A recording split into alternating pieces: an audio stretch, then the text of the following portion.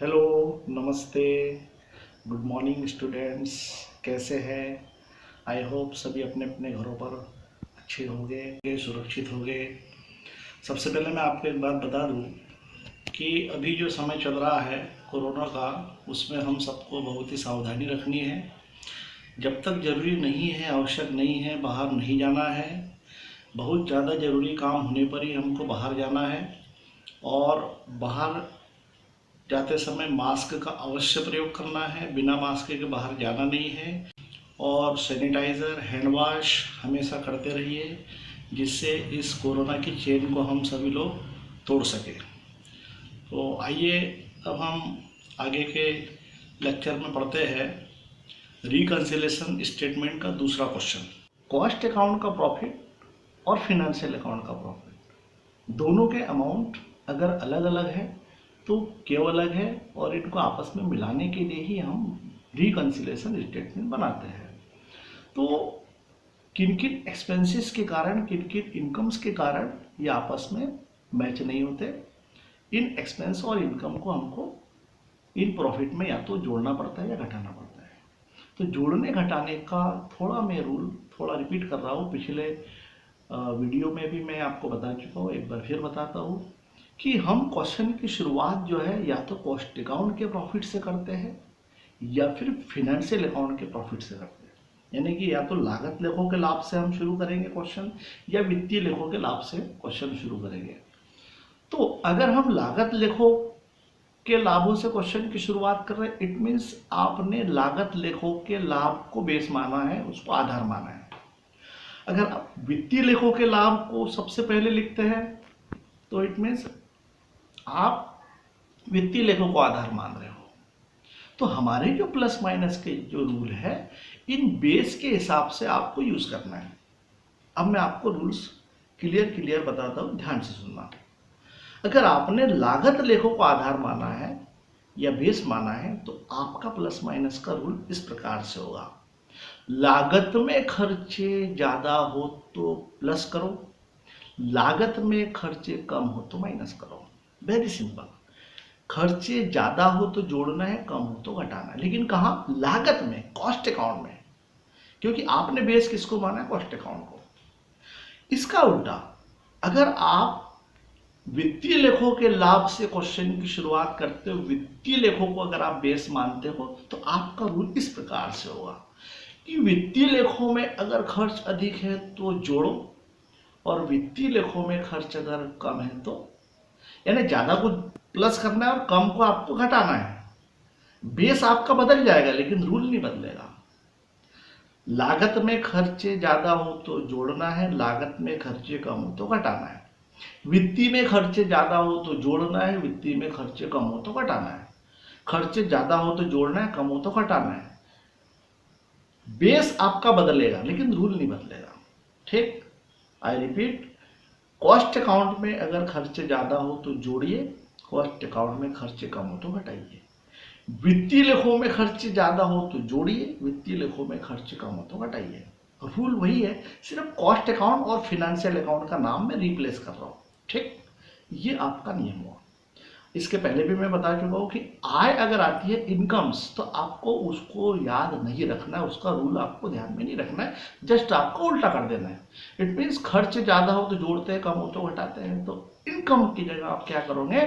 अगर इनकम ज्यादा हो तो घटाओ और अगर कम है तो जोड़ो। क्लियर? अब आगे देखते हैं। पिछले वीडियो में हमने एक क्वेश्चन हल किया था और उस क्वेश्चन में हमने क्वेश्चन की जो शुरुआत है वो कॉस्ट अकाउंट के प्रॉफिट से करी थी। जैसा कि मैं पहले भी बता चुका हूँ कि आपको न्यूमेरिकल क्वेश्चन में कॉस्ट अकाउंट का प्रॉफिट भी दिया हो सकता है और फिनेंशियल अकाउंट का प्रॉफिट भी दिया हो सकता है। जो भी प्रॉफिट आपको दिया है उससे आपको शुरुआत करनी है। ठीक, थोड़ा मैं आपको एक बार फिर रिव्यू कर देता हूँ कि हमको प्रॉफिट में क्या जोड़ना है और क्या घटाना है। कुछ नहीं है, बस आपको एक्सपेंसेस और इनकम, ये दो चीज़ें आपको देखना है। हम देख चुके हैं प्लस और माइनस के रूल जो है, लेकिन कुछ कुछ आइटम ऐसे हमारे सामने आएंगे कि हम उसको आइडेंटिफाई नहीं कर पाएंगे कि इट इज़ एक्सपेंडिचर और इनकम, कि वो खर्चा है या आय है।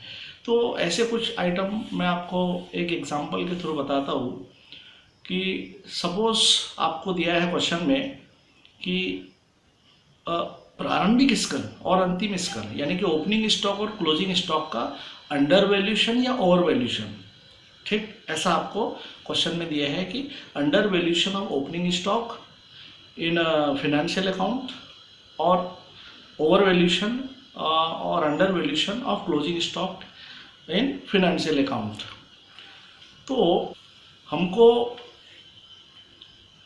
कुछ आइटम्स को पहचानने के लिए थोड़ा हमको basic trading and profit and loss account का फॉर्मेट हमको ध्यान में लाना पड़ेगा। आपको बहुत अच्छे से पता होगा कि ट्रेडिंग अकाउंट का जो फॉर्मेट हमने पढ़ा है उसके डेबिट में हम लिखते हैं ओपनिंग स्टॉक, उसके बाद लिखते हैं परचेस, उसके बाद लिखते हैं जितने भी डायरेक्ट एक्सपेंसेस है वो, और ट्रेडिंग अकाउंट के क्रेडिट में हम लिखते हैं क्लोजिंग स्टॉक और सेल्स। ये हमने पढ़ा है पहले।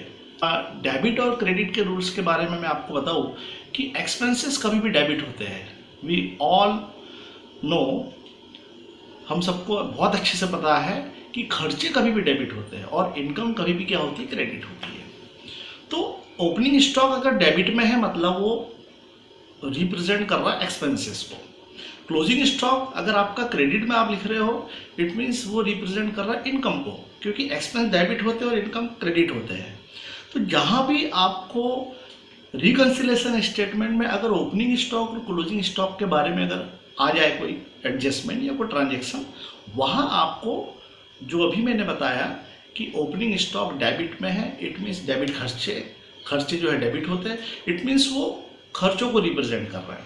क्लोजिंग स्टॉक आपको अगर आता है तो क्लोजिंग स्टॉक हमको पता है कि ट्रेडिंग अकाउंट के वो क्रेडिट में लिखा जाता है और क्रेडिट में इनकम भी लिखी जाती है, इट मीन्स वो इनकम को रिप्रेजेंट करेगा।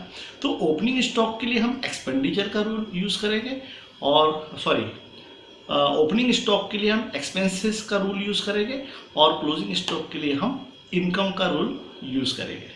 ठीक, अब हम आगे देखते हैं क्वेश्चन। मैं आपको दूसरा क्वेश्चन आज कराने जा रहा हूँ। सबसे पहले आपको स्क्रीन पे क्वेश्चन दिख रहा होगा, हम उसको पढ़ लेते हैं। Prepare reconciliation statement from the following information.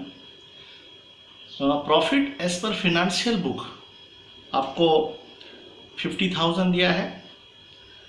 Then closing stock over valued in financial account 12,000, capital profit 8,000 and goodwill written off ₹4,000। ये ट्रांजेक्शन आपको सामने स्क्रीन पे दिख रहे होंगे। बहुत छोटा क्वेश्चन है, कुल मिला के आपको 4 ही ट्रांजेक्शन दिख रहे होंगे, जिसमें से एक पहला फिनेंशियल प्रॉफिट है। तो हिंदी में भी आपको दिख रहा होगा, आप हिंदी के स्टूडेंट्स हिंदी में देख लीजिए। अब हम इसको कैसे हल करेंगे? तो जैसा कि मैं आपको पहले भी बता चुका हूँ, आपको न्यूमेरिकल जब आप सॉल्व करोगे तो स्टार्टिंग आपको करनी है प्रॉफिट से। इस क्वेश्चन में आपको कॉस्ट अकाउंट का प्रॉफिट नहीं दिया है, बल्कि उसकी जगह पर आपको फिनेंशियल का प्रॉफिट दिया है। तो हम शुरुआत करेंगे फिनेंशियल के प्रॉफिट से। ठीक, तो सबसे पहले हम कॉलम बना लेंगे इसके। आपको स्क्रीन पर कॉलम दिख रहे होंगे, किस प्रकार से कॉलम रहते हैं इसके। उसके बाद हम ऊपर हेडिंग लिख देंगे, आपको हेडिंग भी दिख रही होगी, रिकंसिलेशन स्टेटमेंट। जो कॉलम बने हैं उसके नाम हम लिख देंगे। तो जो बड़े वाला जो आपको कॉलम दिख रहा होगा, जिसकी साइज सबसे ज़्यादा है, उसको हम नाम दे देंगे पर्टिकुलर्स। देन उसके बाद जो आपको दिख रहा होगा डिटेल्स एंड लास्ट में अमाउंट। ये कॉलम है। इसके बाद सबसे पहले हम लिखेंगे profit as per financial account ₹50,000 in column amount. Then इस प्रॉफिट में हमको जो 3 ट्रांजेक्शन ही दिए आपको, उनको या तो हम ऐड करेंगे या माइनस करेंगे। जैसा हम पहले भी मैं बता चुका हूँ कि पहले हम जिनको प्लस करना है सिर्फ उनको लेंगे, अगर माइनस वाला आता है तो हम उसको इग्नोर कर देंगे। तो प्रॉफिट लिखने के बाद अगला ट्रांजेक्शन में बढ़ रहा हूँ।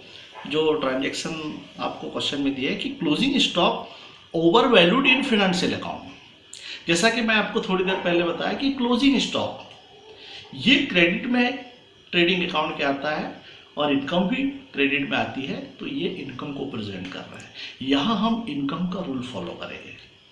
और आपको क्वेश्चन में दिया कि ओवर वैल्यूएशन मतलब क्लोजिंग स्टॉक फाइनेंशियल अकाउंट में ओवर मतलब ज़्यादा लिख दिया। तो ज़्यादा रूल क्या बताया था मैंने आपको कि खर्च ज़्यादा हो तो जोड़ना है और इनकम कम हो तो आपको घटाना है। तो ये खर्च नहीं है, ये इनकम है। यहाँ हम जस्ट उल्टा कर देंगे। इनकम का रूल है कि अगर इनकम ज़्यादा हो तो माइनस करना है आपको और कम हो तो जोड़ना है। तो ये फिनेंशियल अकाउंट में स्टॉक ज़्यादा है, इनकम ज़्यादा है, तो ज़्यादा हो तो हम क्या करेंगे, माइनस करेंगे। इट मीन्स इसको जोड़ना नहीं, इसको घटाना है, इसको भी आप छोड़ दीजिए। नेक्स्ट आइटम है कैपिटल प्रॉफिट। ये भी इनकम है, जैसे क्लोजिंग स्टॉक था, प्रॉफिट मीन्स इनकम, ये भी इनकम है, क्लोजिंग स्टॉक भी इनकम है। मतलब अगर क्लोजिंग स्टॉक इनकम है वो अगर माइनस हो रहा है तो कैपिटल प्रॉफिट भी इनकम है, ये भी माइनस होगा, इसको भी हम छोड़ देते हैं। लास्ट है आपका गुडविल रिटर्न ऑफ। तो सबसे पहले तो गुडविल रिटर्न ऑफ होता क्या है, आपको मालूम होगा कि बिजनेस में बहुत सारी फिक्स असेट यूज़ करते हैं, बिल्डिंग है, फर्नीचर है, मशीन है। इन फिक्स असेट को हम डेप्रिसिएट करते हैं, यानी कि इस पर हम मूल्यह्रास लगाते हैं। तो किसी भी स्थायी संपत्ति में मूल्यह्रास से डेप्रिसिएशन चार्ज करना, इट मीन्स आप उसको राइट ऑफ कर रहे हो, उसको आप अपलिखित कर रहे हो। तो डेप्रिसिएशन कहाँ लिखते हैं आपको पता होगा, P&L अकाउंट के डेबिट में। डेबिट मीन्स एक्सपेंसेस, मतलब डेप्रिसिएशन किसको प्रेजेंट कर रहा है, एक्सपेंसेस को। तो अगर किसी असेट पे डेप्रिसिएशन लगा रहे हैं, उसको अगर हम एक्सपेंस मान रहे हैं, तो यह इट मीन्स गुडविल का डेप्रिसिएशन, इट मीन्स ये भी एक्सपेंसेस है। और एक्सपेंसेस ये सिर्फ फिनेंशियल में लिखा है, क्योंकि कुछ एक्सपेंसेस मैंने आपको बताया था कि जिनका रिकॉर्ड सिर्फ फिनेंशियल अकाउंट में हुआ होगा, कॉस्ट अकाउंट में नहीं हुआ। तो सिर्फ फिनेंशियल अकाउंट में लिखा है, कॉस्ट अकाउंट में नहीं है। और हमारा जो क्वेश्चन की हमने जो शुरुआत करी थी वो फिनेंशियल से करी थी, तो ये खर्चा फिनेंशियल में ही लिखा है, मतलब फिनेंशियल में ज़्यादा है, ओवर है। और एक्सपेंसेस का रूल है कि ज़्यादा को हो तो आपको जोड़ना है, आपको ऐड करना है। इट मीन्स हम इसको ऐड करेंगे। तो सबसे पहले हम इसको ऐड करेंगे। Add number 1 goodwill written of, इसका अमाउंट है आपका 4000। ये सिंगल है इसलिए इसको डायरेक्ट हम आउटर में लिखेंगे अमाउंट के कॉलम में। 50,000 में 4000 हम ऐड कर देंगे तो आपका टोटल आएगा 54,000। अब हमने जो 2 ट्रांजेक्शन छोड़ दिए थे घटाने वाले, लेस करने वाले, अब हम उनको लिख के घटा देंगे।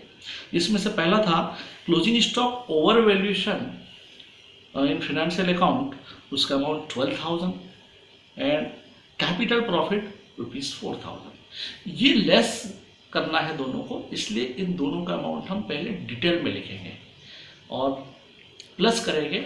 12 + 8 20,000 फिर अमाउंट में लिखेंगे। 54,000 में से आपको ये 20,000 माइनस करना है, देन आपका आंसर आएगा 34,000, 34,000 रुपये। इसका नाम क्या देंगे हम, तो क्वेश्चन की शुरुआत हमने की थी कि profit as per financial account, तो हम इसका नाम देंगे profit as per cost account. हमने पिछले क्वेश्चन में कॉस्ट से शुरुआत की थी, तो आंसर को हमने लिखा था फिनेंशियल प्रॉफिट। अब यहाँ फिनेंशियल प्रॉफिट से स्टार्टिंग कर रहे हैं, तो आंसर आएगा आपका कॉस्ट प्रॉफिट। तो ये देखा होगा आपने किस तरीके से हमने ये क्वेश्चन सॉल्व किए। बहुत ही इजी क्वेश्चन है। आप भी अपनी बुक में से जो भी क्वेश्चन आपको इस तरीके से छोटे छोटे मिलते हैं, आप उसको हल कर सकते हैं। तो आज के लिए इतना ही। थैंक्स, धन्यवाद।